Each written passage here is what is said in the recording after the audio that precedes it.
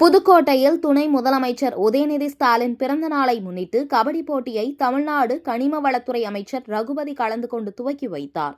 தமிழ்நாடு முழுவதும் துணை முதலமைச்சர் உதயநிதி ஸ்டாலின் பிறந்த நாளை முன்னிட்டு இன்று திமுக சார்பில் பல்வேறு நிகழ்ச்சிகள் நடைபெற்று வருகிறது. அதன் ஒரு பகுதியாக இன்று புதுக்கோட்டை மாநகராட்சிக்குட்பட்ட சேங்கைத்தோப்பு மைதானத்தில் 41வது வட்ட திமுக சார்பில் மாவட்ட அயலக துணை அமைப்பாளர் செந்தில்குமார் ஏற்பாட்டில் மாநில அளவிலான கபடி போட்டி நடைபெற்றது. இந்த கபடி போட்டியில் புதுக்கோட்டை, திருச்சி, சேலம், கும்பகோணம், ஈரோடு, திருநெல்வேலி உள்ளிட்ட பல்வேறு மாவட்டங்களில் இருந்து 16க்கும் மேற்பட்ட அணிகள் பங்கேற்றனர். இந்த மாநில அளவிலான கபடி போட்டியை தமிழ்நாடு கனிம வளத்துறை அமைச்சர் ரகுபதி கலந்து கொண்டு விளையாட்டுப் போட்டியை துவக்கி வைத்தார். மேலும் இந்த போட்டியில் வெற்றி பெறும் அணிகளுக்கு முதல் பரிசாக 1 லட்சம் ரூபாயும், இரண்டாம் பரிசாக 70,000 ரூபாயும், மூன்றாவது பரிசாக 40,000 ரூபாயும், சுழல் கோப்பையும் வழங்கப்பட இருக்கிறது.